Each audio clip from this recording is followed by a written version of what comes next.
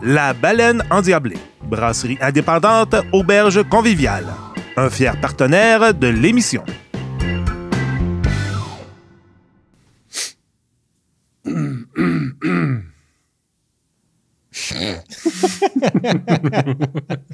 Ça sort pas. C'est quoi faut dire? Ben, j'ai l'honneur de t'introduire un groupe pour commencer l'épisode. Le groupe s'appelle MISC. Hey, attends, il faut qu'on commence l'épisode avant. Ah, tabarnak. Voilà. Hey, bonjour Guillaume, comment vas-tu aujourd'hui? Ça va un peu trop bien, je suis mêlé. Ben oui, ben oui. Hey, ça a l'air que tu as vu des oiseaux incroyables tantôt sur ton chemin. Raconte-moi ça. Je crois avoir vu 4 buses à queue rousse, qui est un oiseau de proie pas commun, disons. Oui, qu'il y en a au Québec, mais qu'on n'a pas la chance d'en voir tous les jours. Ouais. Puis je les ai vus là, sur 5-6 km. J'en voyais un, puis un autre, puis un autre. T'es sûr que c'était pas tout le temps le même? Tu abuses. Oh!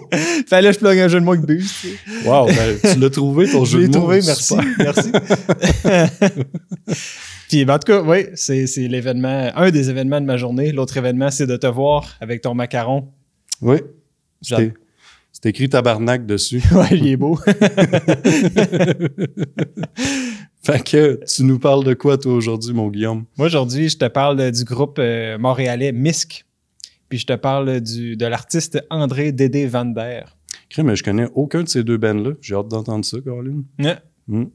Moi, m'a te parler aujourd'hui de Claude Urtubise, qui est une artiste qui a enregistré en partie son album ici dans le Kamouraska, et Merzbow, qui est sûrement la chose la plus terrible que tu vas avoir entendue de ta vie. No jokes. Fait que je te le dis, j'ai envie de parler de cet artiste-là en particulier parce que, premièrement, il fait de la musique que moi, j'ai longtemps fait.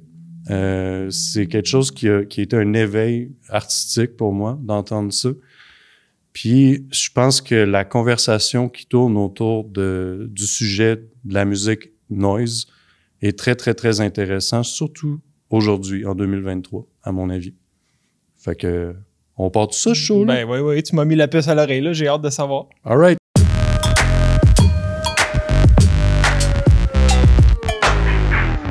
Fait que là, Carl, si je comprends bien, pour nos auditeurs, ce qu'on s'apprête à entendre comme discussion, c'est intéressant, mais ce qu'on s'apprête à entendre comme musique, ça donne envie de changer de poste. Fait que c'est là qu'il faut dire, changez pas de poste, c'est ça? Ouais, c'est un peu ça. C'est vraiment un challenge que je vous apporte aujourd'hui.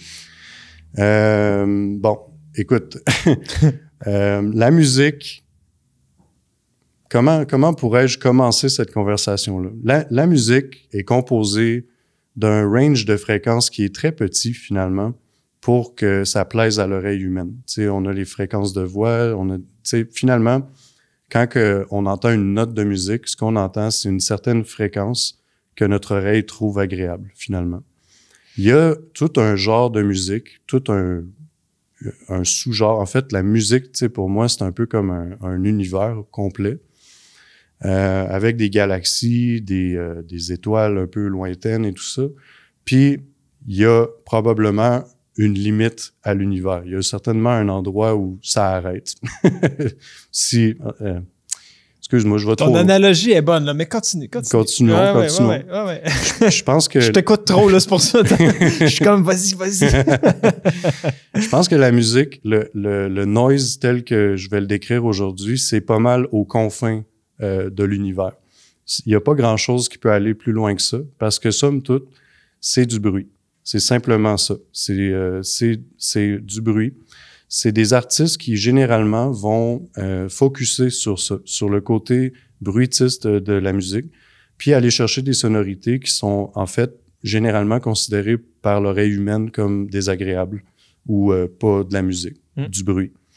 Tu sais, avant que ce mouvement-là devienne un petit peu plus un réel mouvement, il y a eu certains artistes dans le passé, comme au milieu du 20e siècle, qui ont essayé des choses. Je pense à John Cage, par exemple, qui lui faisait de la musique expérimentale, puis une des pièces qu'il a fait, par exemple, c'est la tune 4 minutes 44, C'est 4,33. 4,33? Ouais, c'est 4,33. Ouais. Excuse-moi, j'aurais dû retourner faire mes recherches. Je le connaissais par cœur.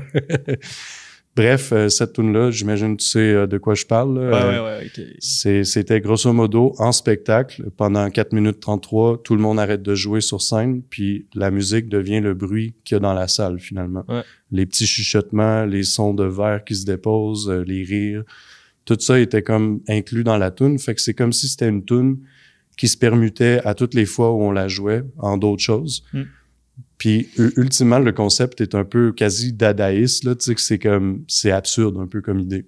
Mais, en même temps, c'est très profond, à mon avis, parce que ça relativise qu'est-ce que c'est la musique, qu'est-ce que c'est le silence, c'est quoi qui est entre les deux, finalement. Qu'est-ce qui est du bruit puis qu'est-ce qui est de la musique, de l'art, tu sais. Exact, c'est ça. Fait que, bon, il y a eu un autre compositeur dont je me rappelle pas du nom, je vais l'écrire à l'écran, qui lui... Stockhausen. Comment? Stockhausen? Oui, je pense que c'est ça. Ouais. Je suis pas sûr, mais oui, il me semble que c'est lui. Que lui a fabriqué des instruments de musique qui étaient designés pour créer des bruits qui sont difficiles à entendre pour le public, puis tout ça.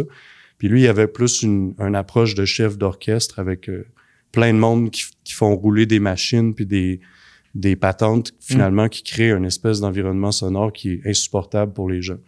Dans les deux cas, ça a été reçu avec... très, très peu de popularité, ce genre d'idée-là.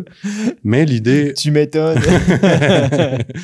L'idée a quand même continué à faire son chemin. Puis là, ben moi, j'ai envie de parler de Merzbow, qui est un artiste japonais qui est encore en train de travailler aujourd'hui, mais qui a commencé dans les années 80. Ce gars-là, là, il y a 300 albums d'enregistrés en ce moment. Ah oui, hein? Puis parmi ces albums-là, il y en a un qui dure 10 heures. Fait que, tu sais, en tant que tel, c'est comme 10 albums de plus quasiment, là. Fait que c'est quand même impressionnant de voir son catalogue, mais en même temps, quand tu comprends comment c'est fait, comment c'est enregistré, ben c'est un peu plus facile à voir comment des artistes de ce type de musique-là accumulent autant de travail dans leur bibliothèque, finalement. Puis, ben, Merzbow étant un des premiers qui a fait ça. Je dis pas que c'est le premier, tu sais, qui a inventé le mouvement Japanoise, qui est communément appelé.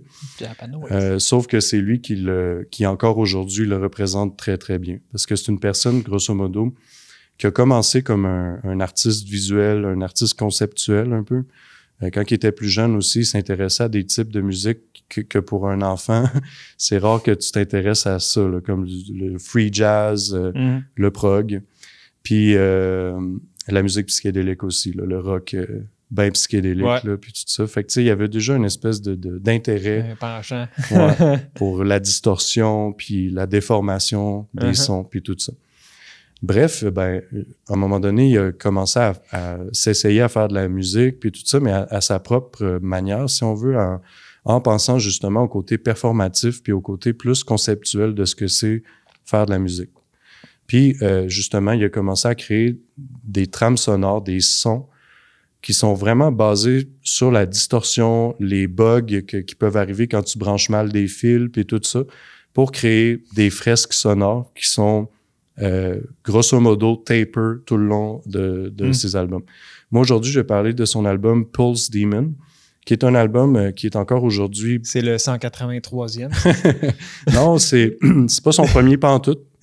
C'est vrai, il y a eu plein d'autres affaires avant. Ouais. Mais celui-là est très emblématique par rapport à comment que les gens l'ont reçu.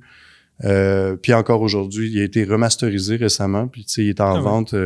Tu sais, quand tu vois l'album, t'as vraiment l'impression que c'est quelque chose là de très, très, très forte, très haute qualité, très fancy. Tu sais, c'est une belle édition avec des vinyles, tu sais, qui ont des dessins dessus, tout ça, tu sais, il y a du budget derrière ça. C'est intéressant de voir le disconnect entre la qualité du produit que tu as dans les mains, puis tu mets ça sur la table tournante, puis tu as l'impression que le disque est brisé, puis que tu n'entends rien du tout. Mais c'est ça le disque, c'est l'album. Puis je vais te faire écouter un extrait maintenant pour te donner une petite idée, parce que là, ça fait déjà un petit bout que je te mets l'eau à la bouche. La discussion, là. Oui, on est dans la discussion, Puis je pense que c'est là où certaines personnes vont un peu décrocher. C'est le temps là, de se dire après ça va être bon, je change pas de poste. Là. Ouais, c'est ça. On passe le pire en premier, puis après ça, on va aller vers des choses plus, qu'on pourrait considérer comme de la musique.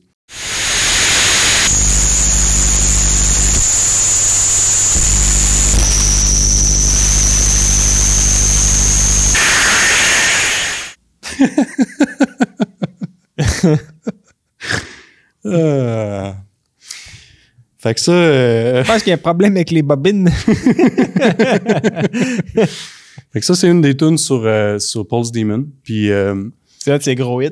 c'est un des gros hits, ouais. Ça s'appelle le Spiral Blast. Ah ouais. Bon, comme tu peux voir, il y a absolument rien sur quoi tu peux t'accrocher dans cette musique-là. C'est vraiment juste du son, du bruit. Puis en plus, c'est basé sur du bruit qui est supposé être pas agréable à l'oreille.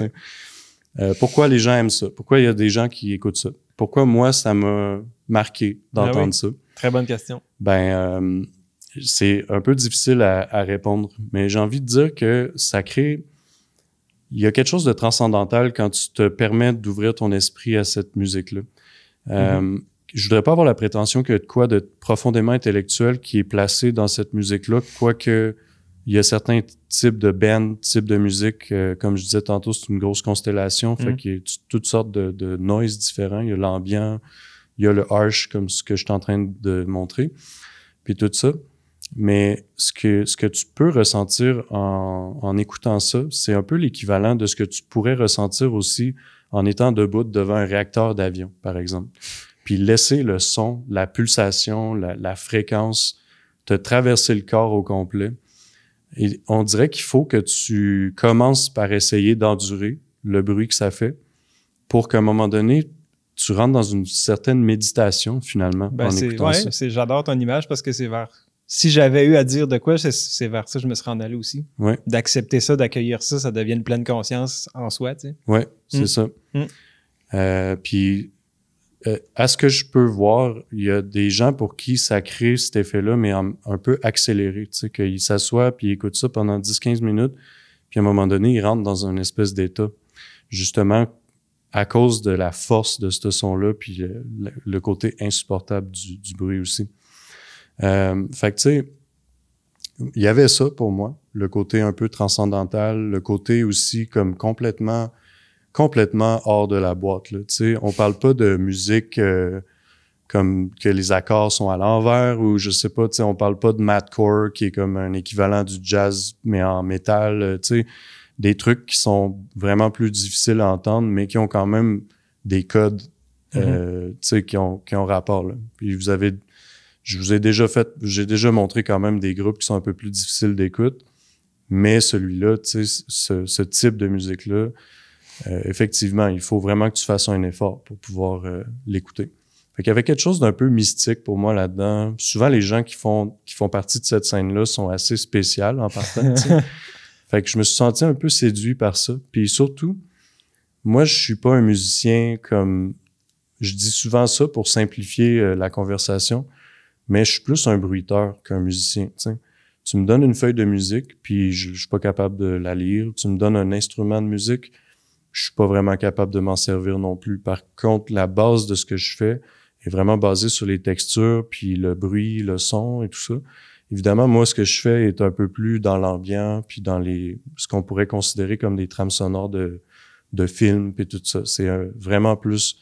Je fais beaucoup plus attention au son que je vais prendre pour justement pas être agressant.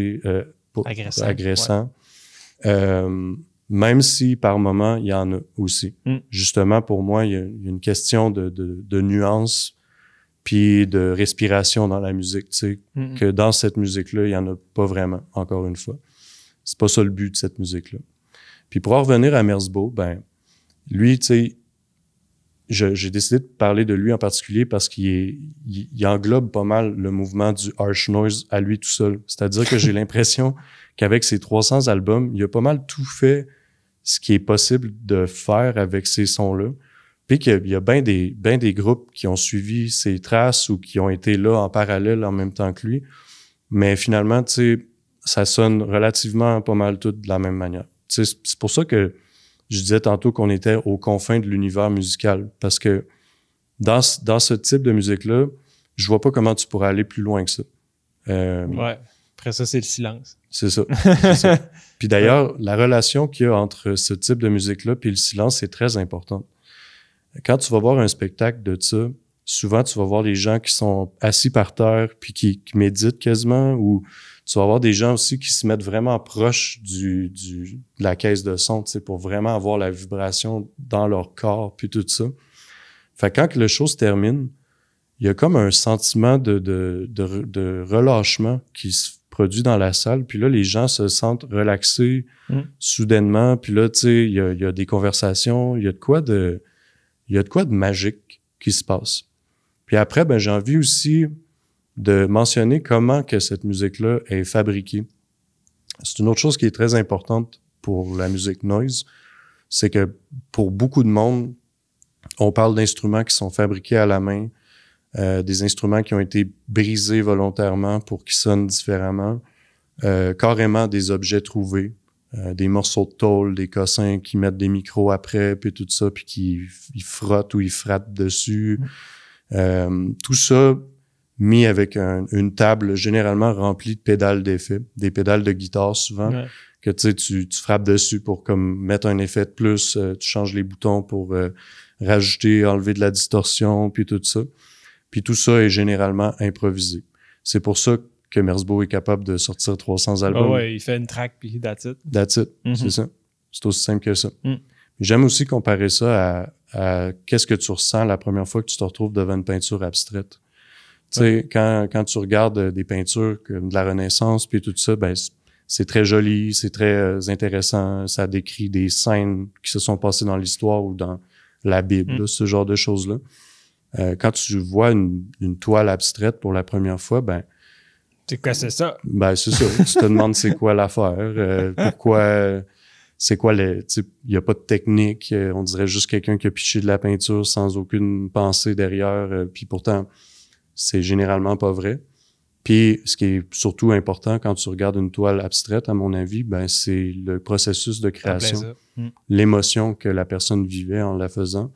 Puis tu vois encore ça cristallisé dans la toile. Tu vois des coups de truelle, violents quand que la personne est en colère, mettons, ou tu vois quelque chose de plus déposé puis doux quand que c'est des toiles justement qui représentent des émotions plus douces. Fait que c'est la même chose pour cette musique-là, finalement. C'est une musique qui t'offre qui te tend pas la main du tout. Il faut que toi, tu rentres dans le truck avec eux autres. Puis je pense que pour beaucoup de monde, c'est pas facile de rentrer. À l'époque où je faisais ça, en particulier du harsh noise, les gens dans la salle, ils sortaient. Fait que, tu sais, ça montre que c'était vraiment une division, tu sais. Il y a des gens qui restaient jusqu'à la fin puis qui venaient me voir après puis qui disaient que c'était vraiment hot puis magnifique puis tout ça. D'autres personnes qui étaient même pas capables de le supporter jusqu'à la fin. Moi, il y a aussi ça que j'aime de la musique. Toi, t'es jamais parti pendant ton propre show. J'ai déjà fait une blague puis j'ai laissé mes machines rouler puis j'étais allé me chercher une bière au bar puis je suis revenu puis j'étais comme ça marche encore puis là j'ai continué à jouer. Mais ça c'est parce que je suis ben gêné. Fait que quand je me retrouve devant plein de monde de même, je fais des niaiseries puis ça me relaxe. Mais ouais, c'était un peu ça. Je vais te faire écouter un autre extrait. J'ai pris des extraits très courts pour pas écœurer trop, là. c'est sympa de ta part. Celui-là s'appelle Ultramarine Blues.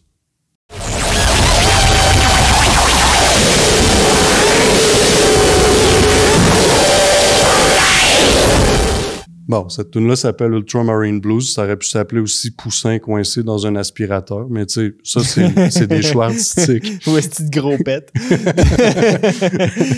En effet. Malgré son côté extrêmement extrême, malgré son côté insupportable, cette musique-là a réussi à se faufiler dans la musique pop. Puis, dis-moi que j'ai tort, que t'entends pas du noise un peu partout dans la musique pop en ce moment. Tu sais, je parle pas nécessairement de quelque chose d'aussi pur que ça. Ouais, c'est ça. Ça date des années 80. C'est sûr qu'avec le temps, le noise a aussi évolué dans plein de directions différentes et tout. Puis maintenant, ben, moi, en tout cas, j'entends beaucoup de groupes qu'il y a des petites parties pendant la tune où là, soudainement, il y a du bruit, il y a de la texture, c'est plus de la musique, là, pendant comme un petit 10-12 secondes. Ouais, du genre de montage un peu à la cinématographique, là. Ouais. Puis vois-tu, dans les techniques pop, le snare à la caisse claire, là, souvent, tu sais, il y a la caisse claire, il fait « pac ». Mais au travers de ça, ils vont rajouter un white noise. OK. Un white noise, c'est juste un... Ouais. Fait que... OK, à travers OK. du tact, tu sais. Mhm. Mais pas trop fort. C'est juste du noise. Tu sais. Si Ouais. tu l'écoutes tout seul, c'est du bruit. Mhm. Mais ça rend le snare clair, tu sais, puis pack dans ta face. Ouais. Comme ce qu'on vient d'entendre dans ta face. Fait que c'est ça. Puis pour ce qui est de Merzbow, ben, il continue à faire ça. C'est un des artistes les plus dédiés à quelque chose que j'ai vu de ma vie. Tu sais, finalement, lui, il a décidé de faire quelque chose, puis depuis qu'il a commencé à le faire, il continue juste à faire ça. Dans le fond, c'est parce qu'il cherche un son depuis le début. Il l'a pas encore trouvé. Ouais. Il s'est dit, en chemin, je vais faire de l'argent. Il m'a enregistré une coupe. D'après moi, encore là, tu rentres pas, tu sais, autant pour le public qui viennent écouter du noise, qui viennent pas nécessairement là pour que ça soit le gros party ou agréable tant que ça, puis tout ça.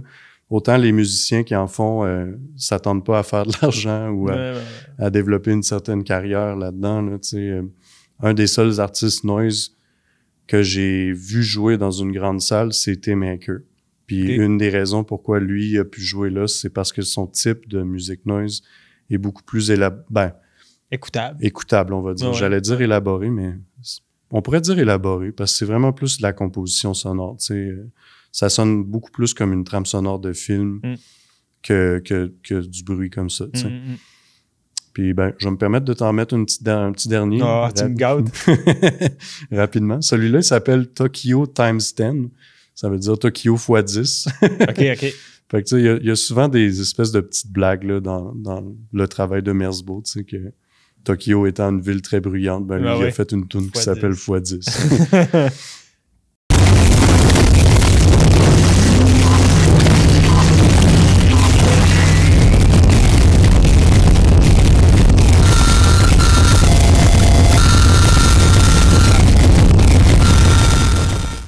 Fait que c'est ça. Le tramway, il y a de la misère avec ses breaks.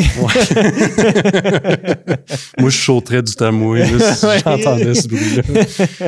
Mais quand même, j'ai essayé de faire attention de te mettre 3 extraits qui sont quand même différents l'un de l'autre, tu sais, pour montrer que l'album a quand même beaucoup d'expressions différentes. Les types de sons, je reconnais, étaient vraiment différents. Ouais. Mais, tu sais, ultimement, comme je disais tantôt, écouter cet album-là au complet, je suis pas mal sûr que c'est impossible pour n'importe qui. Moi, je pense que j'ai jamais réussi à l'écouter du début à la fin sans l'arrêter, au moins prendre une petite pause, là, puis tout ça. Puis, je pense que je peux résumer tout ce que je viens de dire à écouter du noise, c'est comme regarder un feu qui brûle. Tu peux pas t'attendre à ce que ça reste comme ça, ou tu peux pas t'attendre à voir des patterns dans le feu qui vont se répéter. Mais c'est beau, puis c'est agréable, puis c'est chaud. Puis ça fait mal aux oreilles. Ouais, plus c'est proche, plus ça fait mal. C'est ça. Si tu te rapproches trop, tu vas te brûler. Ouais, c'est ça. En tout cas, mon analogie est presque parfaite, mais en tout cas. Ouais, je la suis. All right. Fait que c'est pas mal ça pour Merzbow. J'en ai parlé longtemps. On va essayer de faire ce cours au montage. Ouais. Non, mais c'est intéressant. C'est bien intéressant. Tu sais, c'est ça. La démarche, elle a son rôle. Puis dès que tu as commencé à en parler, j'ai fait le lien avec Justin la peinture, tu sais. Qui est abstraite. Là. Je connais pas les noms des trends là, en peinture, mais tu sais, tu regardes ça, tu fais comme... Ça a l'air d'être n'importe quoi. Mais quelqu'un qui s'est intéressé à l'histoire de l'art voit bien plus. Là, tu sais. Ouais. Fait que même chose. Tu t'ouvres à ça, tu découvres un univers. Je pense que ton analogie était parfaite. Puis tu sais, tant qu'à être là, j'ai envie de dire que le noise comme la peinture abstraite, il faut que tu sois là pour comprendre, je pense. Tu sais, quand tu regardes une photo d'une peinture abstraite en ligne, mettons, ben tu comprends pas vraiment ce que c'est supposé te faire parce que souvent ces peintures-là sont gigantesques. Puis quand tu te retrouves devant, tu te fais un peu avaler là-dedans, tu sais. Ouais, l'énergie de la chose est là. Ouais. Puis tu sais, c'est gros, c'est comme... C'est du noise visuel, là, que tu es quasiment devant une télé là, qui est en train de bugger, qui est figée là. C'est la même chose pour le noise, tu sais. T'as bien beau écouter des cassettes de noise, souvent c'est vendu sur cassette, ce type de musique-là. Ils veulent vraiment pas faire d'argent. Non. Des cassettes. Ah, c'est bon. Ben encore là, tu sais, il y a tout. Il y a une mode, là, mais elle est moins forte que les vinyles, là, tu sais. Ouais. Mais encore là, je pense que c'est le côté. Encore là, c'est une des choses qui me séduisait quand j'étais gamin, puis que j'écoutais ça, gamin. Quand j'étais ado, là, puis que j'ai commencé à entendre du noise, puis tout ça, je voyais que le côté artisanal était très là. Que si tu veux faire un album, t'as même pas besoin de demander à une maison de disques, puis tout ça. À l'époque, c'était encore comme ça, tu sais. Puis moi, je voyais du monde, tu sais, qui faisait 20 cassettes, faites tout à la main, peinturées avec des petits bijoux, plein d'affaires, tu sais, plein de manières innovatrices de packager leurs produits, finalement. J'ai déjà vu un gars vendre sa cassette de noise, c'était écrit, il la vendait attachée après une brique. Comme si tu pouvais lancer la brique dans une fenêtre, puis qu'attaché après, il y a la cassette du gars, tu sais. Puis là, t'as mets, puis c'est comme... tu sais, il y a eu plein de choses comme ça. Comme moi, par exemple, j'ai vendu un mini CD dans une petite boîte en métal, une vraie vieille boîte de cigarettes dans des années 50, tu sais. Puis ça faisait référence au passé, en tout cas à des choses du passé, on va dire. Puis justement, pour vraiment bien représenter ça, tu sais, on a mis ça dans une petite boîte de cigarettes comme ça, avec des papiers d'un vieux livre religieux qui s'appelle le livre, quelque chose comme le livre de la jeune fille, qui explique aux jeunes filles comment se comporter. Ouais, je vois le genre. Des pages arrachées qui ont été mises dedans, des pétales de roses fanées. Tu sais, c'était vraiment élaboré comme produit, mais tu sais, on en a fait 15. Puis on les a toutes vendus, évidemment, parce que on n'a vraiment pas fait beaucoup. Fait que il y a ça aussi dans le noise, le côté un peu artisanal, puis self-release, tu sais, que finalement, tu es totalement indépendant puis en contrôle de ce que tu fais. T'as pas de maison de disques derrière toi ou rien, puis ce que tu fais, dans le fond, ça vient presque 100% de toi. Fait que il y a ça aussi d'intéressant là-dessus. Ouais. Wow, j'en ai vraiment plus parlé longtemps que je pensais. Ah, l'émission est finie, tout le monde, merci. All right. Bon, parle-moi donc de toi d'abord. Moi, je me questionne, là, t'aimerais-tu ça que je te présente un artiste smooth vocal ou non, jazz un peu électro, tu sais, comme veux-tu que je reste plus proche de ce que tu viens de nous présenter ou que j'aille vraiment à l'opposé? Ah, je dirais opposé. Bon, fait que je vais te présenter André Dédé Van Der. All right. Qui est André Dédé Van Der? Il a été connu au Québec beaucoup par les colocs. Dans le fond, André Van Der, je vais l'appeler Van Der à partir de maintenant, il a été le bassiste qui a participé, entre autres, dans l'album Dehors Novembre, qui est assez mythique, disons, dans l'histoire musicale du Québec. Mm-hmm. Tu sais, je ferai pas son parcours complet, mais tu sais, il est venu jouer avec les colocs, retourné en Belgique. Il est originaire de Belgique. Il jouait là-bas. Lui, c'est un gars qui a fait beaucoup de reggae puis du dub dans sa vie. Il s'est ramassé au Québec. Puis d'ailleurs, tu sais, il y a une petite couleur reggae dans Tassez-vous de là, il faut que je voie.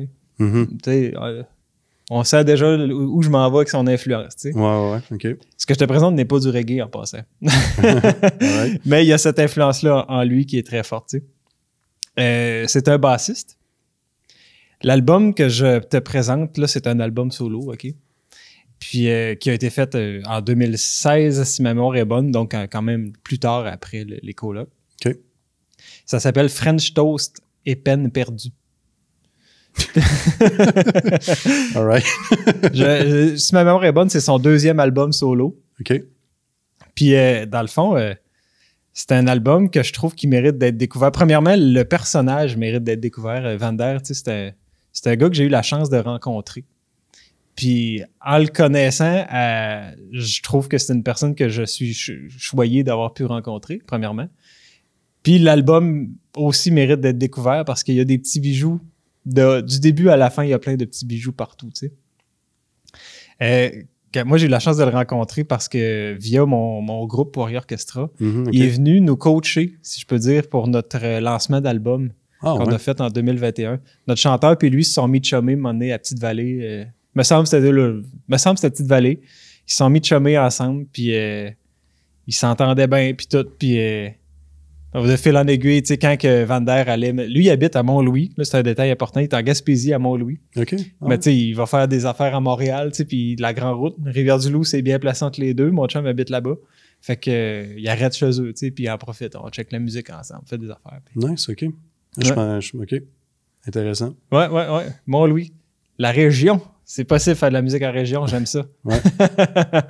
Puis, dans le fond, c'est ça, c'est de là-bas beaucoup qui a composé son projet, ses textes, puis tout ça.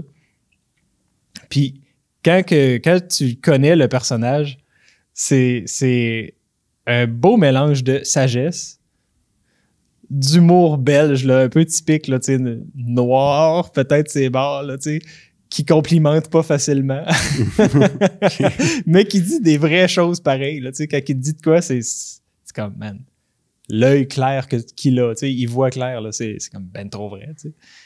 Puis, dans son approche musicale, c'est pas du tout un gars de technique.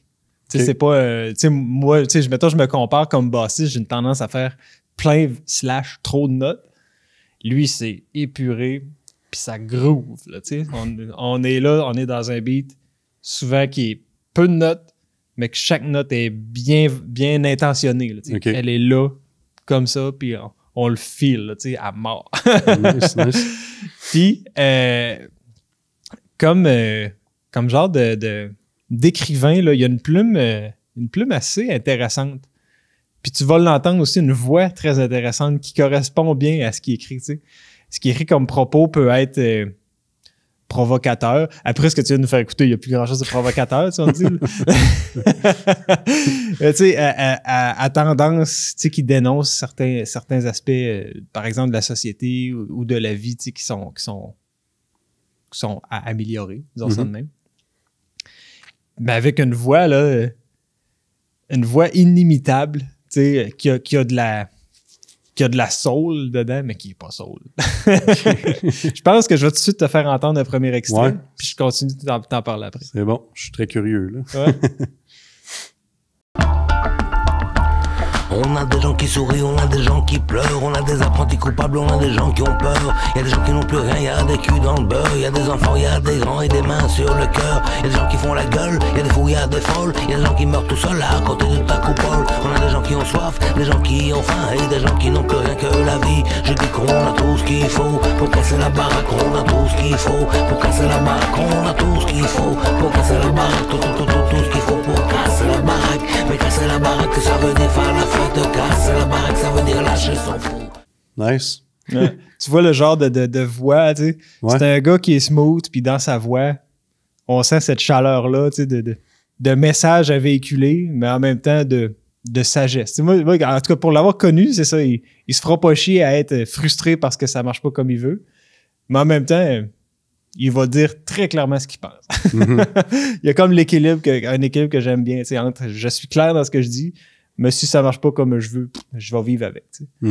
Van Der, dans le fond, fait beaucoup de musique de chez lui. Okay. Je sais pas c'est quoi le terme exact, mais tu sais, c'est quelqu'un qui aime beaucoup ça, taponner dans les sons, tu sais, faire beaucoup d'expérimentation sonore, tu sais, aller chercher des extraits audio, par exemple, de scènes de la vie, intégrer ça dans la musique, puis tout ça. L'autre extrait que je te fais entendre, l'autre extrait que je te fais entendre, c'est le Marginal. Okay. Puis dans cette pièce-là, il y a un petit clin d'œil à... Comment il s'appelait? C'était Patrick Esposito, l'harmoniciste des Colocs.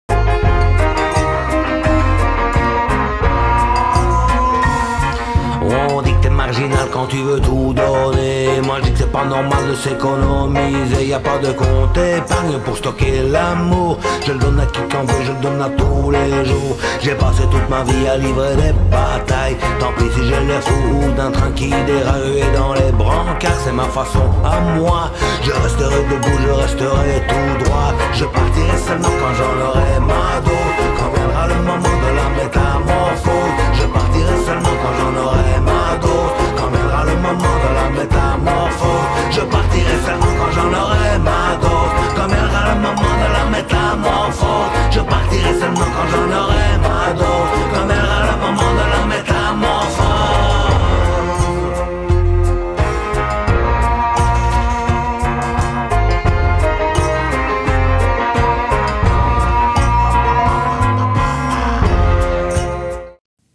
Nice.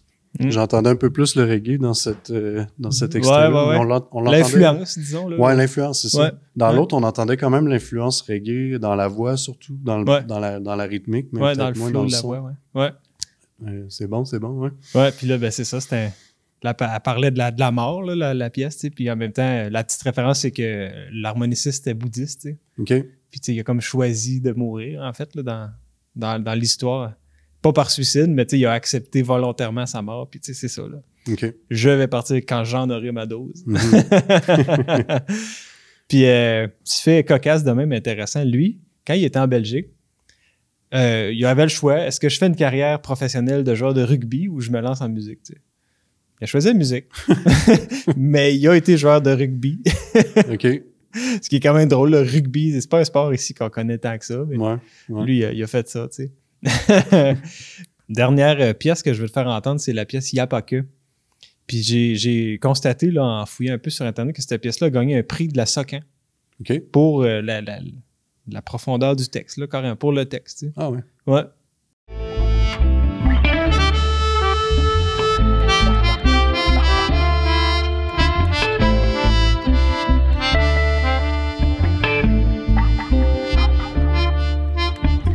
Y a pas que les sourds qui n'entendent rien.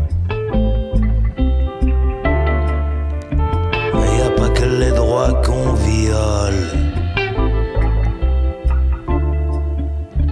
Y a pas que les putes qui s'agenouillent.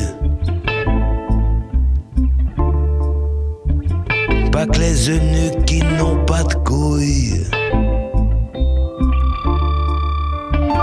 Y a pas que Pinocchio qui ment. Il n'y a pas que. Mm-hmm. C'est une belle chanson, oui, qui permet de montrer. Tu sais, il y a souvent des gens qui ont le nombril un peu gros. Ouais. Qui vont dire, ben là, je veux pas renommer les mots qu'il a utilisés, là, mais tu sais, ouais, elle s'agenouille, lui, il ment, pis ci, pis ça. Ouais. Tout le monde est propice à certains vices, là, tu sais. Ouais. C'est un peu ça, là. C'est-à-dire, regardons-nous le nombril, puis soyons honnêtes là-dedans. Là. Ouais. Fait que, ouais, Van Der, dernière chose que j'ai envie de te dire sur lui, c'est que je l'ai vu dernièrement dans un autre contexte. Il a fait du théâtre dernièrement. Ah ouais. Ouais. Il a comme on va dire mis à jour l'histoire de cet album-là de Hors Novembre des Colocs avec un comédien, Hubert, je pense que c'est Hubert Proulx.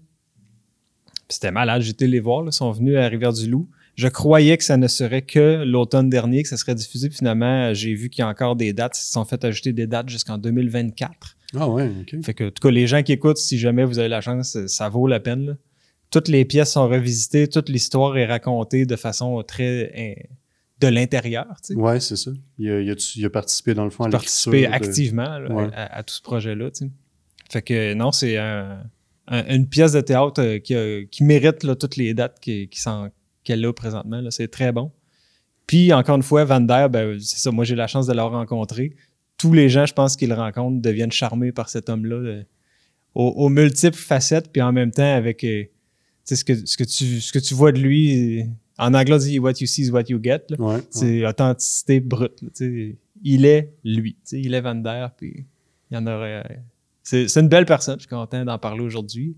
Sa musique est super intéressante. On est axé beaucoup sur la soul. Mm-hmm.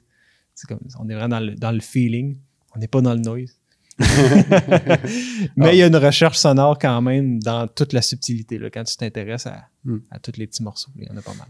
Oui, ben, je trouve qu'on l'entend particulièrement dans sa voix, justement. Tu sais, qu'il y a comme une émotion qui est retenue dans son chant que j'ai trouvé. Là. C'est-à-dire qu'on dirait qu'il va à 10%. Là. J'ai un peu l'impression qu'il aurait le goût de crier un peu là, en disant les choses qu'il dit, mais qu'il se retient, qu'il dit au travers de ses dents. Pas dans toutes les tunes, mais en tout cas dans certains moments que j'ai entendus. Ben, il a dit dans une de ses entrevues, c'est cet album-là que je présente, c'est un album où il a volontairement pas mis de colère dedans. OK.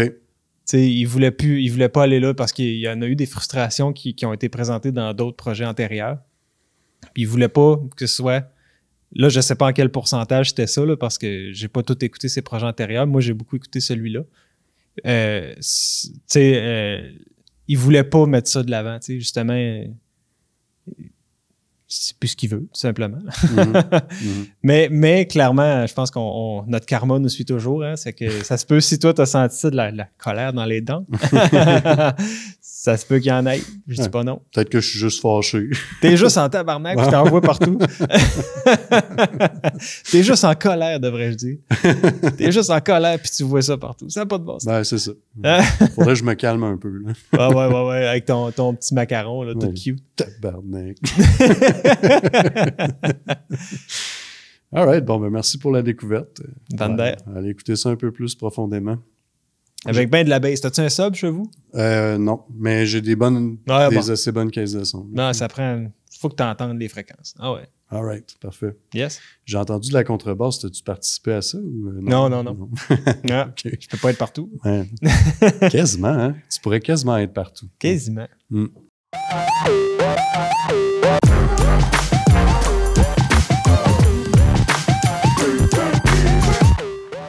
Oh, Carl a sorti sa feuille. Ouais. Claude Urtubise. Si j'ai bien compris que Claude, c'est une fille. Ouais. OK. Ouais. Puis, petite anecdote un peu embarrassante pour moi, je dirais. Mais quand je suis arrivé à TVCK, la première job qu'ils m'ont fait faire, c'est le montage d'une capsule qui est en train d'enregistrer l'album que je présente aujourd'hui OK. au camp musical de Saint-Alexandre. Puis, ben écoute, en faisant le montage, j'étais juste fasciné par son travail, puis par la personne aussi. Là. Elle est vraiment cool. Là. C'est vraiment une cool fille. J'ai eu comme un petit crush pour elle Ah oui. en faisant le montage, puis je l'ai jamais rencontré, puis tout ça. Fait que maintenant, je le dis publiquement. C'est vraiment weird. Ça y est. Mais bon, c'est passé, là. C'est comme un compliment, tu sais. Ouais. Elle avait une belle énergie, c'est ça. Ouais, une belle énergie, ça a l'air d'une belle personne, puis tout ça. Yes. Évidemment, je veux un peu dire ce que j'ai appris moi-même en faisant le montage de cette capsule-là. La connaissais-tu avant ou pas du tout? Absolument pas, non. OK, non. cool. Puis c'est vraiment une très, très bonne pianiste. En fait, ça, c'est une fille qui fait du piano depuis qu'elle a 5 ans. Il y avait un piano chez elle. Je sais pas au niveau de sa famille s'il y avait d'autres musiciens chez ses parents ou quelque chose comme ça. Mais elle a commencé à jouer à la maison à 5 ans. Puis après ça, elle est allée à l'école. Elle a continué une démarche là, de formation académique en musique, principalement en piano. Par exemple, quand elle est arrivée au cégep, elle s'est mise à découvrir un peu plus des trucs comme le jazz, les trucs un peu plus funky à essayer, puis tout ça. Fait qu'elle s'est bien amusée avec ça. Puis éventuellement, elle s'est mise à beaucoup voyager dans sa vie. C'est à ce moment-là qu'elle a découvert l'accordéon parce que dans le fond, pour elle, c'était un piano que tu peux transporter avec toi facilement en voyage.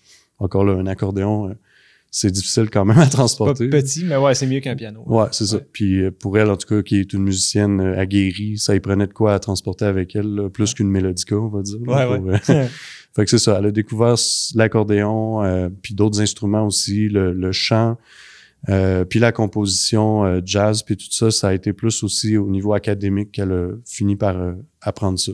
Fait qu'avec tous ces outils-là, puis ces talents-là, elle a composé cet album-là qui s'appelle « Suivre les Lucioles », qui est un magnifique... Oui, c'est très, très joli. C'est un bel album d'automne, là, je dirais. Tu sais, Encore l'automne? Encore, ouais. J'aime ça, ces albums-là, qui poussent un petit peu vers la mélancolie, mais en même temps, je trouve qu'il y a énormément, tu sais, un beau range dans l'album, là. Tu sais, il y a beaucoup d'influences, tu sais, de jazz, de contemporain, de crooning, du pop, même à la limite, parfois. Il y a même du rap à un moment donné, un cool rap qui se produit à un moment donné dans une tune qui s'appelle L'arbre magique, si je me souviens bien, où soudainement, à un moment donné, il y a quelqu'un qui se met à rapper puis ça devient vraiment comme plus puissant. Puis tu sais, c'est un des seuls moments dans cet album-là où il y a un propos, je dirais, qui est clairement politique puis que tu sais que ça va là. Je vais te la faire écouter. Nice. L'arbre enchanté, pardon.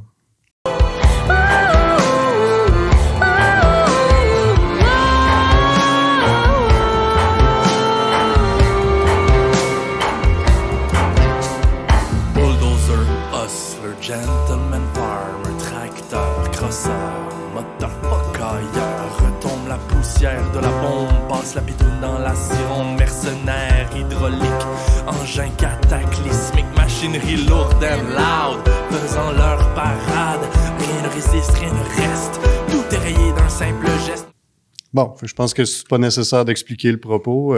C'est quand même pas mal clair. On va pas trop dans cette tune-là, dans une grande poésie. Pourtant, dans d'autres tunes, elle est vraiment plus dans le lyrique, dans les métaphores puis les belles poésies. Je pense que c'est un beau mélange dans cet album-là d'affects externes et internes, dans le fond. Elle fait un beau mélange avec tout ça, puis aussi beaucoup d'expériences de voyage qui sont un peu mélangées dans le mix. Il y a aussi des influences musicales dans l'album qui ont rapport avec ces voyages. Tu sais, il y a certaines percussions un peu plus latines puis tout ça qui vont lui rappeler un peu certains des voyages qu'elle a fait là-bas et tout. Fait qu'il y a de quoi d'intéressant. La musique aussi la fait voyager. Fait que tu sais, tout ça est comme un serpent qui se mord la queue finalement. Ou à part en voyage, elle rencontre d'autres musiciens, elle fait des shows, tout ça. Elle revient, elle est remplie d'inspiration, puis là elle écrit. Tu sais, c'est un peu ça sa démarche. Puis après, ben ses textes, tu sais, j'aime pas bien ça comparer des artistes, là, surtout des artistes qui sont proches comme géographiquement, on va dire, mais je trouve qu'il y a comme une énergie qui pourrait être comparée à celle de Claude Pelgag. Ouais, dans la voix. Dans la voix, particulièrement. Ouais, OK, puis, je l'ai entendu. Ouais. Puis tu sais, comme dans l'épisode où tu parlais de Claude Pelgag, tu disais justement qu'elle utilise un peu sa voix comme un piano, tu sais, que ça fait comme des grosses... Ouais. Une chance qu'il y ait une moumoute. Puis, ben, c'est un peu de même qu'elle utilise sa voix aussi, je trouve. Puis tout ça, dans le sens que vraiment, dans cette tune-là en particulier, tu sais, on entend vraiment que sa voix, elle appuie toute l'instrumentation, puis qu'elle, tu sais, ça suit, là. En tout cas, c'est magnifique, je trouve. Tout l'album est un peu dans des sons assez loches comme ça. Tu sais, ça me fait penser à une forêt, que tu sais, tu te promènes, des fois, t'arrives, il y a une clairière. Là, c'est un peu plus minimaliste. Puis là, tu repars, puis là, t'es comme plus dans une place bien, tu sais, garnie, là, puis tout ça. Fait que, tu sais, d'une tune à l'autre, ça change beaucoup. Mais il y a un tout qui se tient bien dans l'album aussi. Tu sais, que dans le fond, je trouve que c'est un album qui se met là, du début à la fin. Il n'y a pas de tune que tu as envie de skipper, là, qui sort un peu du lot. Par contre, chaque tune a sa propre identité. Fait que c'est intéressant pour ça. Puis, ben, au niveau, justement, de la manière qu'elle va écrire ses textes, j'ai l'impression, puis là, je me trompe peut-être, elle a parlé un peu, justement, dans son entrevue de sa démarche au niveau de l'écriture des textes, puis elle avait l'air de dire que ça dépend vraiment d'une tune à l'autre. Que des fois, elle va commencer avec une ou deux phrases, puis elle va composer de la musique autour. D'autres fois, elle va avoir une tune, puis elle va vouloir écrire des mots dessus. J'ai l'impression que pour pas mal de tunes sur cet album-là, on dirait que le texte a été écrit avant la musique, parce qu'on dirait vraiment de la poésie plus qu'une chanson. Ah ouais. Puis on dirait que c'est ça qui fait que la voix va bouger de cette manière-là, un peu plus comme un instrument de musique plutôt qu'un outil de racontage. Je vais te faire écouter une tune qui s'appelle « Je m'azure ». Celle-là, je la trouve beaucoup plus personnelle. Puis je me risque à l'interpréter que ça parle beaucoup de sa peur de l'attachement, finalement, avec un autre ou une autre. Parce que, dans le fond, j'en retire ça parce qu'elle dit beaucoup qu'elle adore voyager, puis que c'est une personne solitaire, puis qui a besoin de bouger. C'est d'ailleurs quelque chose qu'elle mentionne souvent dans les entrevues qu'elle a fait, que c'est effectivement en revenant de voyage ou après une période de mouvement intense dans sa vie qu'elle se sent inspirée à créer. Fait que, considérant que c'est le type de personne qu'elle est, je peux voir comment qu'elle pourrait avoir ce type de situation-là dans sa vie où elle a peur de trop s'attacher puis que ça la force à rester. Fait que c'est peut-être quelque chose qui ressemble à ça, peut-être pas. Je vais te faire écouter la tune puis tu me diras ce que t'en penses après, si tu veux.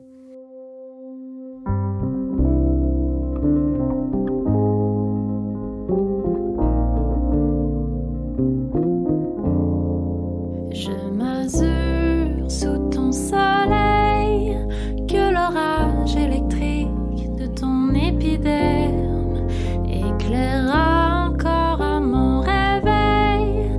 Je suis trop aveuglée, tes rayons me bernent.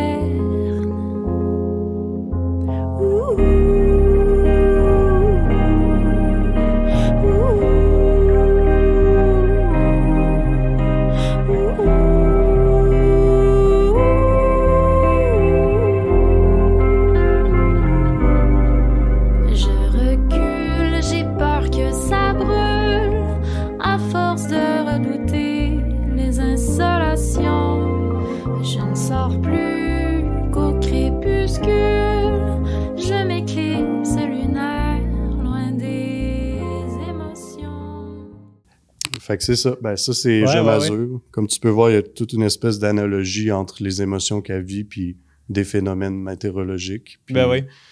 En tout cas, je trouve ça très beau. Mm-mm. T'as-tu trouvé que ça avait un certain Ouais. lien? Mais comme auditeur, sur ces textes-là, à ce point approfondi, je suis visuel. Mhm. Idéalement, j'aurais regardé. Fait que je suis convaincu que j'ai pas catché tout. Ben, je pense que c'est le but aussi. Ouais, Elle veut rester un petit peu vague quand même Ouais. dans ses propos. Musicalement, elle est quand même intéressante. Je trouve qu'on sent sa profondeur. Puis en plus, elle est capable textuellement. Tu sais, comme je te dis, j'ai pas compris ce qu'elle a dit, mais j'ai vu de la profondeur, tu sais. Mhm. Fait que ça me... Comme, tu sais, tu me parlais d'une personne, d'une fille que tu as rencontrée via un montage vidéo que tu as fait, tu sais. Puis que tu as senti en elle une bonne personne, une belle personne. Puis je trouve que dans sa musique aussi, ça transparaît. Là. Ouais. Mm. En tout cas, si jamais c'est pas une bonne personne, elle cache très bien son jeu. Fait qu'écoute, ben, tu sais, en gros, pour résumer l'album, je te dirais que effectivement c'est un petit album plus d'automne à écouter tranquille, en marchant dans le bois ou quelque chose comme ça. Elle est très, très inspirée par la nature. Fait que être dans la nature en écoutant cette musique-là, c'est la bonne place. C'est une poète, c'est une versatile de musique, là, qu'elle a multi-instrumentaliste, tout ça. Fait que j'ai absolument aucun doute que Claude Urtubise va nous sortir des trucs quand même incroyables dans le futur. Mon attention volatile est captée par des lueurs dans les airs hautes. J'approche du scintillement des mouches à feu en spectacle. Elles dansent si bien sous leur propre projecteur, accompagnées d'une chorale de grillons. Puis c'est important aussi de mentionner que c'est l'album qui a été enregistré en partie au Studio Desjardins. La plus grosse partie qui a été faite au Studio Desjardins, c'était l'adaptation du travail pour un orchestre live. Donc, en tant que tel, on peut s'attendre à avoir des spectacles. Ah oui. L'album est sorti en 2022. Ça commence à faire un petit moment, là, en janvier 2022. Mais quand même, d'après moi, ça va rouler pendant un bout. Puis après ça, tout ce qui va arriver, c'est qu'elle va retourner en voyage, puis après, elle va revenir, puis elle va nous faire un nouvel album qui va être délicieux autant que celui-là. Fait qu'allez voir ça, Claude Urtubise sur Bandcamp, tout le kit, là. Achetez la musique, ça vaut la peine. Nice. Penses-tu qu'elle va m'appeler quand elle va voir ça? Man. Donne-y ton Snapchat.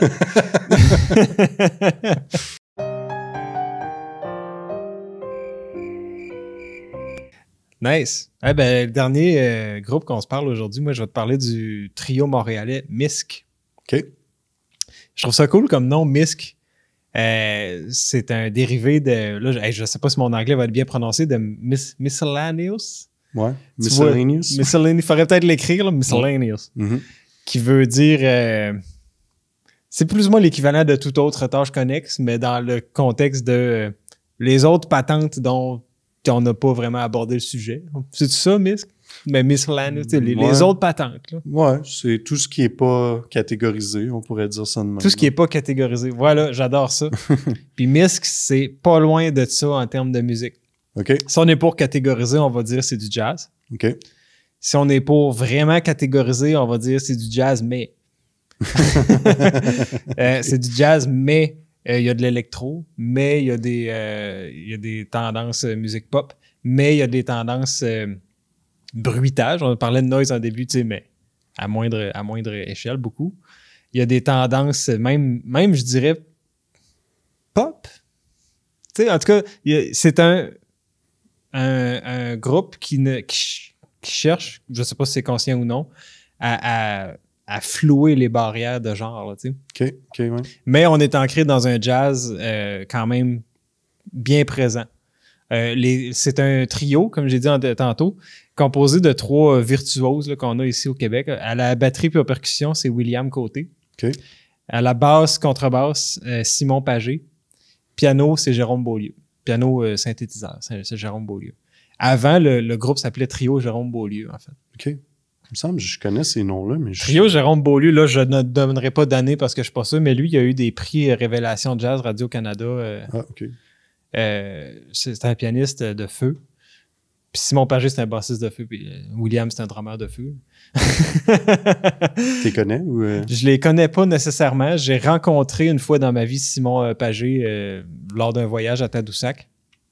Puis c'est drôle parce que j'étais à Tadoussac pour faire un spectacle. Puis lui, puis de ses amis sont arrivés. À ce moment-là, il était dans un projet qui s'appelait les Jedi Motocross. Puis il faisait du jazz manouche, tu sais. OK. Puis, tu sais, honnêtement, là, moi et mon groupe, on s'est fait manger la laine sur le dos. Tu sais, eux autres sont arrivés sur le fly, ils se sont mis à jouer de même pour le fun, puis on n'était pas de taille, là. Ça jouait de la musique en tabarouette. Puis, c'était beau, puis on a jasé ensemble, j'y ai même prêté ma contrebasse, puis c'est là que j'ai su que ma contrebasse sonnait bien, d'ailleurs, parce que j'étais à l'autre bout de la montagne, puis je l'entendais encore très bien. Mais j'entendais plus les guitares, tu sais.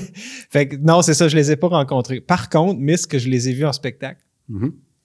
Ce qu'on a sur l'album, là, je l'ai pas dit, je m'excuse, c'est Partager l'ambulance qui est sorti, c'est leur dernier qui ont sorti 2022, je pense. Puis cet album-là a été hyper bien reçu au niveau des critiques, autant canadiennes qu'internationales. Les gars ont fait de la tournée même européenne avec ça, tu sais. Mhm. C'est un album, justement, comme j'ai dit, où ce qu'on va flouer les genres. C'est leur deuxième sous le nom Misk. Puis on a été plus loin dans cet album-là, là, dans les intégrations de styles un peu différents. Okay. Je vais tout de suite te faire entendre une toune. Je vais commencer par une toune douce, tu sais, plus douce, qui s'appelle Petite Apathie. OK. Qui met un thème de contrebasse un peu en évidence, puis tu vas voir comment, tu sais, ça développe, là, c'est de la belle musique.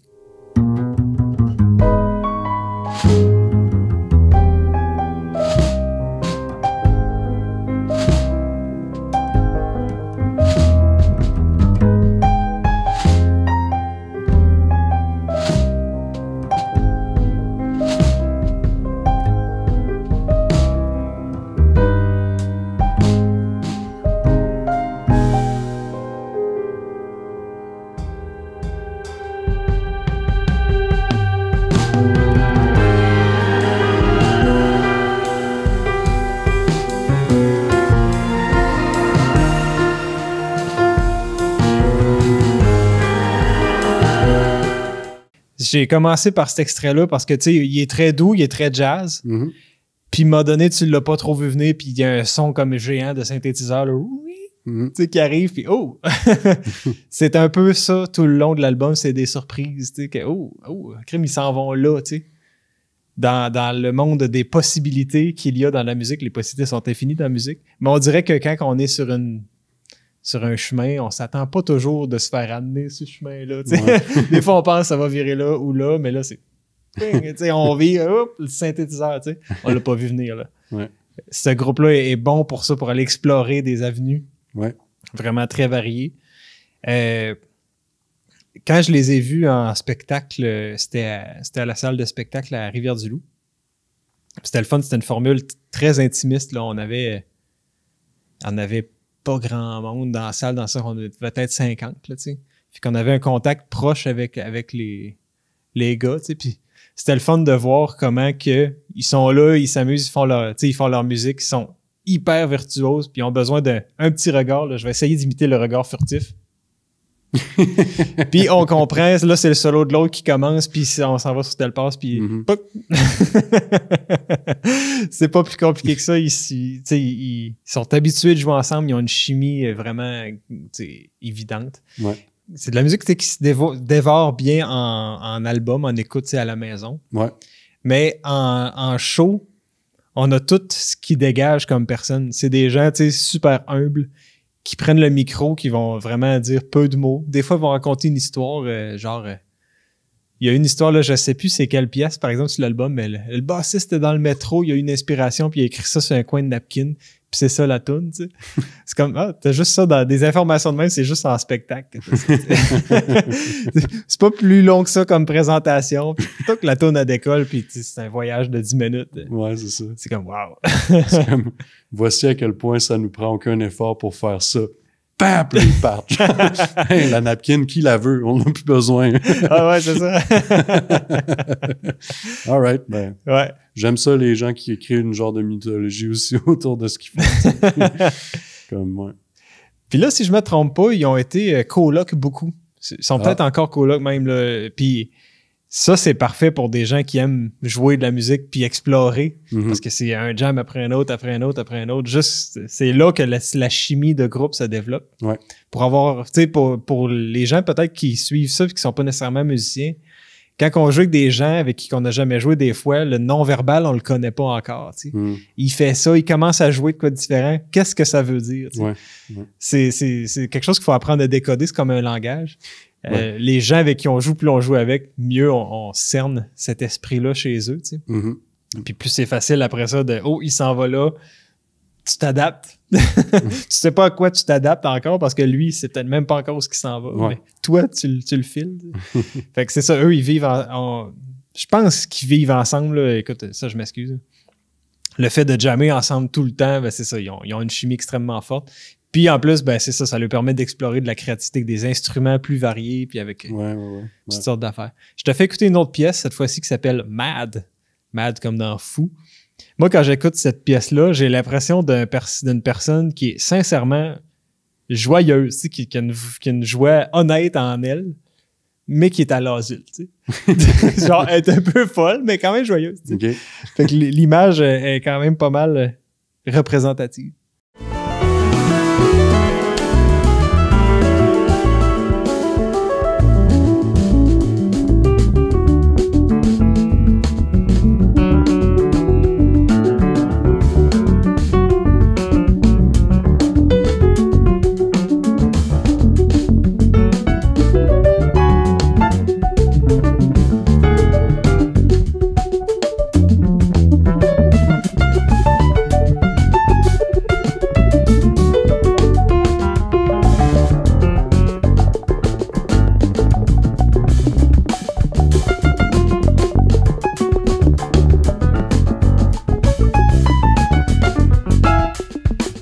Tu sais, on représente souvent visuellement la folie par une roue qui tourne toute seule. Là. Mhm.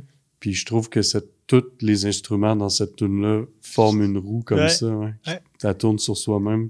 Puis ils sont tous comme un peu séparés, pas tout à fait synchronisés ensemble. Puis pourtant, Ça là, fit, c'est ouais, bon. c'est ça. Vraiment hot. Celle-là en particulier, je l'ai bien aimé. Ouais. Nice. Nice. Dans le spectacle, justement, le pianiste joue et le piano et les synthétiseurs. Il y avait comme ça des deux côtés. Là, je me souviens pas par cœur comment il le faisait, mais tu sais, il va vraiment faire les deux mains séparément, Ah ouais. puis sur deux instruments différents, en ne regardant pas nécessairement les deux, tu sais, en un ou l'autre. Impressionnant. Ou en regardant ses chums puis en trippant. Puis en regardant rien de ce qu'il fait. Ce gars-là est capable de te jouer une tune en te regardant dans les yeux non-stop. ouais. Non, c'est vraiment des bons musiciens, tu sais, puis ils méritent la reconnaissance qu'ils ont au niveau international. Mhm. Ça reste du jazz contemporain, tu sais, ça reste un style qui est à découvrir pour beaucoup de gens. Ouais. Fait que c'est pour ça que j'en parle à l'émission. Je te fais écouter une dernière pièce. OK.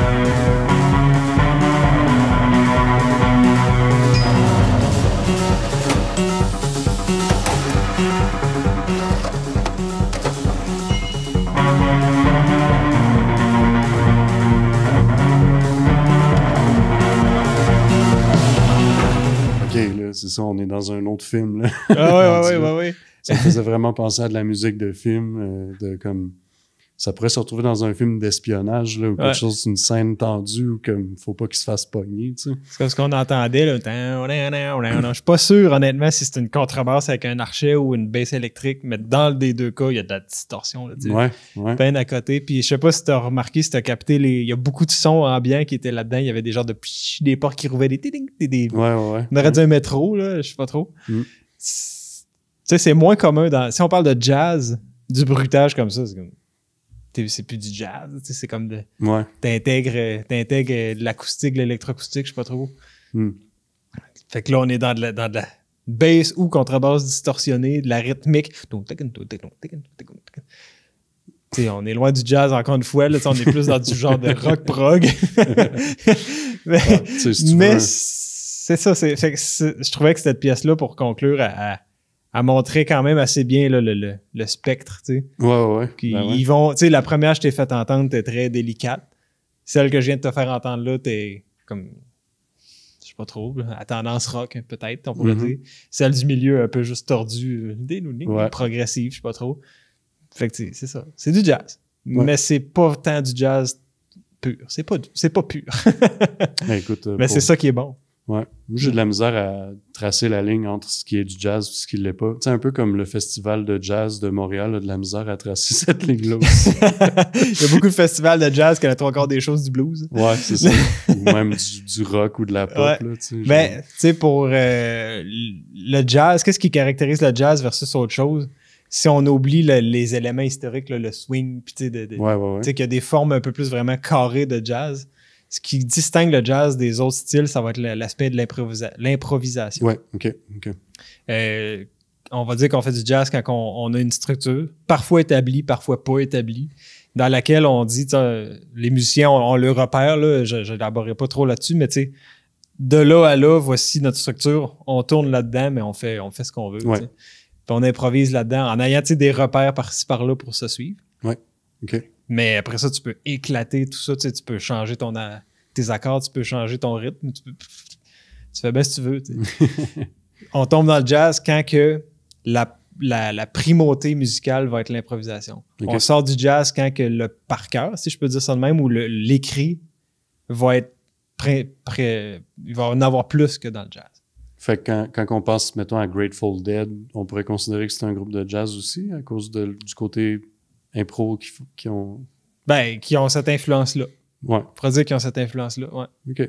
Intéressant. Je savais pas si c'était vraiment de même qu'on pouvait définir ben, tu sais, c'est une définition large, là. On s'entend, j'ai pris un fourre-tout, j'ai sacré ça là-dedans. Parce que, tu sais, il y a de la musique improvisée qu'on pourrait dire, tu sais, comme du classique contemporain improvisé, c'est pas vraiment du jazz, là. Tu sais, mais c'est ça, c'est de l'instrumentation de jazz, tu sais, batterie, piano, basse, dans un concept d'improvisation. Fait que, tu sais, la couleur est là, disons ça de même.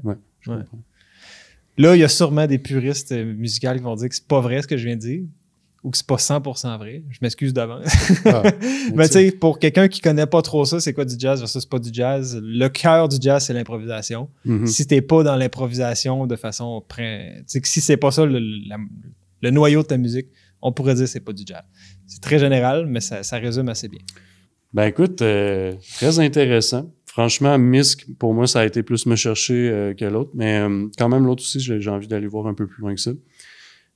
Puis encore une fois, félicitations, belle émission. Hey, merci, on commence à être bon, ça va finir cette histoire-là. Moi, t'as dit. C'est tout le temps de même. Ça va finir parce que tu nous fais écouter des affaires pas écoutables. Coupe ça au montage. Écoute, je te souhaite une belle semaine, mon Guillaume. Ouais, toi tout, mon merci. brave. Yes. Oh, c'est un beau son, ça. Bon.